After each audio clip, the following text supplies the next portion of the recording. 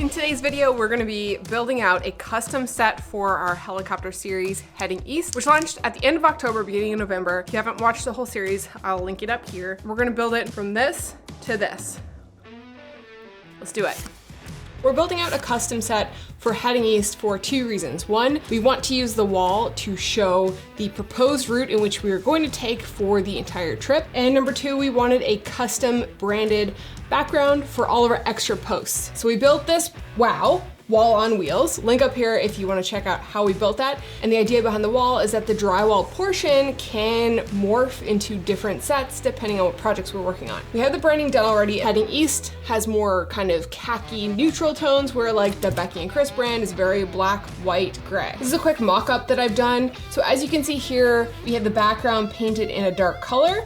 We're using these little hooks, these little wooden hooks as location markers. We'll talk about those later in the video. We're gonna determine the final lighting setup once the wall is built and we have everything in place. But the plan here is to have 5 practical lights in the background. I'm gonna pick up some trouble lights from Home Depot and spray paint them this like beige color to match. Then of course we'll add in supplementary lighting, hair light, key light, etc. That is the plan for the wall.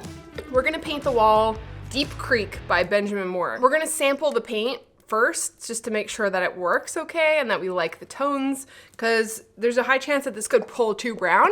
Also a high chance this could pull too green. So we're gonna try it out and see what it looks like. Okay, so ooh, this is really dark. As I mentioned, branding for the series, we've already painted these work lights. We did those out in the garage. I'm using this Rust-Oleum Painter's Touch 2X Ultra Cover Paint and Primer in the color Smoky Beige. The Aperture B7Cs are gonna go inside this. So the wall's gonna go darker, and like I said, this is gonna be branded like Heading East and not like Becky and Chris. The reason why I built this wall is to do this type of stuff with it, so that's what we're gonna do. There's so much hair on this blanket, holy shit. Different, huh?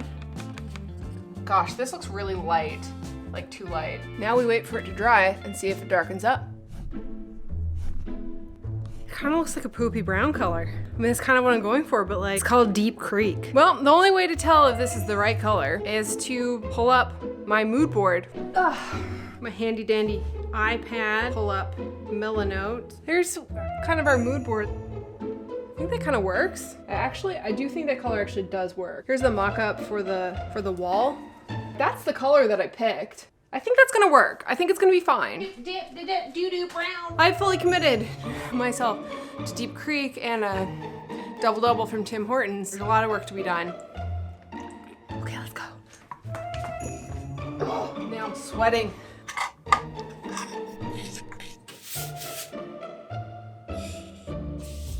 I made a mess.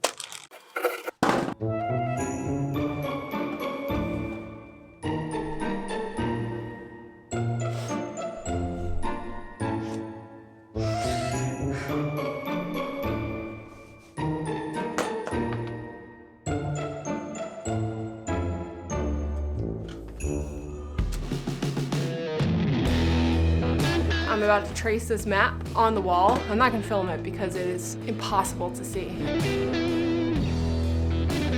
My wall mural outline is done. I used this little projector I got from Michaels, and I printed off my design, which I designed in Illustrator. And I just printed it off black and white so I could see it, and then projected it onto the wall. This light, that's done now. So now I have to cut vinyl for the letters. I have to stain and then install my hooks, and then we can do lighting. Audio in here sucks, but it is what it is. I'm sorry. We're using wooden hooks as location markers for our map wall. Every spot on the map will have this as the marker. And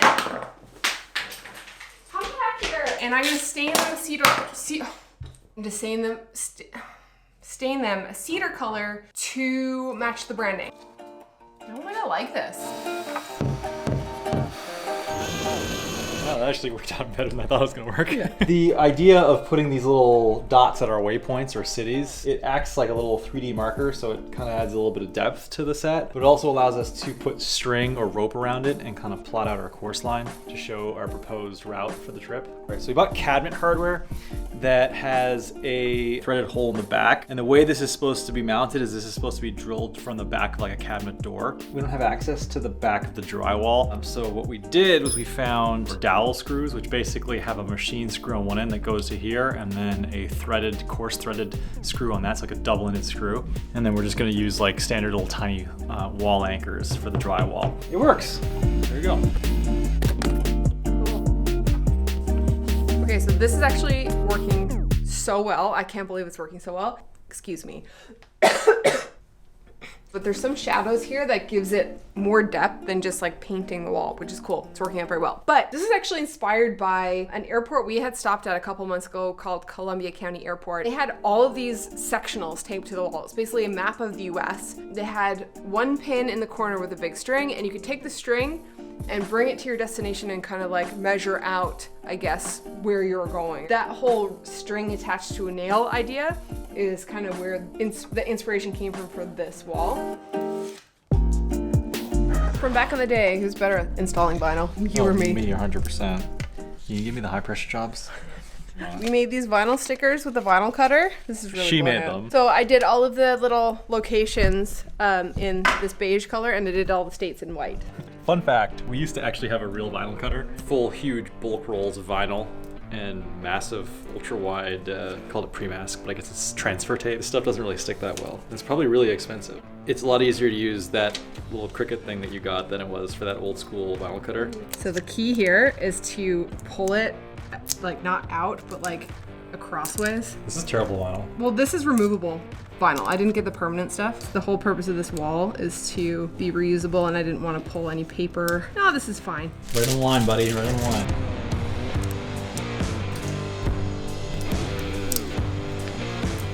Now, this is an all pillars project. There's a big gap over here that you're seeing, but there's actually gonna be lights hanging down. All the states are in white. All of the places are in this beige color, which match the rope, which is a color that we're using in the branding. The waves are, ow, I just stepped on a hammer, in this dark gray. We're about to open some boxes. Matte black, baby banter. Thanks, Pete, for the recommendation.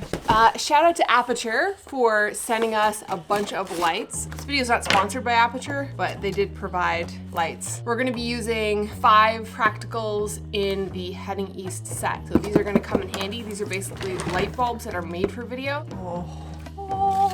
And this is like a fairly affordable studio light. I'm not gonna do a full review on it, but if you want more information on this, check out Gerald Undone's video. I will link it up here. He's my go-to guy for tech reviews, man. Everything you need to know is in Gerald's videos. So we're basically gonna build out this set using the B7C kit, this Amaran 200D, a couple of Aperture 120Ds that I have currently. And also before our trip, they sent us the P60X and the P60C. And I have kind of a variety of modifiers here. This is just a backdrop stand, like a portable backdrop stand that I've had for years. And I'm gonna use this to hang all my lights off of. So my idea here is to put the Amaran 200D on a light stand and then boom it with strip box. Whatever side is heaviest, the leg is pointing that way, so it's stabilizing it, and then also we're gonna put a weight on it. I have a Bowens mount strip box. Use that. This is like impossible to do with one person because I really need to make the whole set and then have somebody sit in the set while I do this. The nice thing about getting the light up is that we have all of this space to walk through, but we also have all this space to put a camera here. When there's a light stand in the way, you don't have a lot of room for camera angles. To be able to push that light stand off to the side, that's really helpful. We've placed the key light here first, and then we're gonna place the camera under that. We're gonna put a subject in the scene, which is going to be me. So we wanna be close enough to get a nice soft light source, which is going to be sometimes hard with strip boxes because they're inherently smaller. So the smaller the light source, the less soft it is. So it's all a balance about getting as close as we can, but not having the light on too steep of an angle so that it makes your eyes look dead. So I have the A7R here. We're gonna just frame it up and work through the camera. Put one light panel, P90X? P60C. Okay. P90X is the workout. We've used the grid to concentrate the light a bit more, and then I put it so that this side is only being lit by that light. The fall off the light cone doesn't spill onto the side of the face of this person. Oh, this person? You. But then we had to flag this so it didn't cause a lens flare in the camera. It's taking care of this side. We did the exact same setup mirrored with the P60X. I think I'm happy with how the key light here looks with the sort of rim lights here. Now we're just gonna figure out the backdrop. Do we want to keep all of the lights daylight and just have the backdrop and the colors we're gonna wear be the colors in the set, I'm sure. I think the practicals should be toned down to the point where they don't contribute to the scene other than being point light sources, and they should be a bit more amber. Something right. I almost think they all need to be daylight. All right, I think we're getting close. Like, I think we should bring the chairs down from upstairs. All right, stand by with the magic of video. They're big. Scale's big. Oh, that looks way better. That looks so much better. I think from a set standpoint that the chairs look more intentional. Like this feels more loungy, feels like more like a conversation. Probably more comfortable too. If we're gonna film 2-hour-long podcasts in the set. All right, let's get the other one. Coming together. The chairs were worth it. This only took like 5 hours. What time is it now? So we added a light on the backdrop, and this just kind of gave a little bit of a wall washer.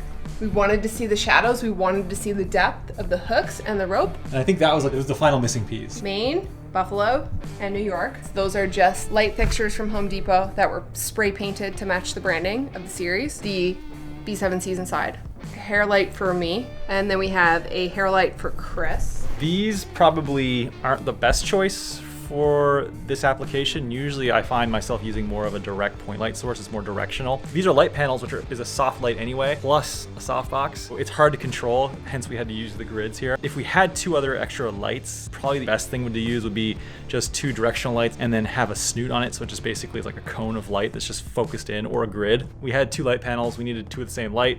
It works out. Then we have our key light. All right. So that's our final lighting setup. We did take the chairs out of the living room. 10 out of 10 was worth the effort. We have a little table here that has been floating around the house. We just shopped our house. For the podcast, we'll probably put our mics inside here so they kind of come over. If you want a little bit more of an in-depth look at what we've done with the diagram and links and everything, you can check out our blog post. I'll link it up here and it'll be in the description box. There was a lot of effort that went into building out this set, but I think it's gonna be worth it because we put out this 5-part series and we built the wall to show where we were going, but we put a lot of effort into building the wall, so we wanted to extend that through the ancillary posts that we're going to be making through the series, this one included. So this is now becoming the set for the rest of the posts that are related to the series, and I think it's a fun way to kind of bring through a little bit of a different branded look and just try something a little bit different, and they kind of all flow together from a branding perspective. So that's it. All right. Thank you so much for watching, and we'll catch you on the next one.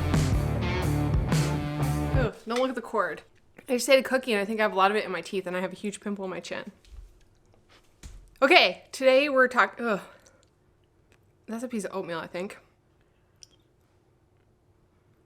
It is what it is now.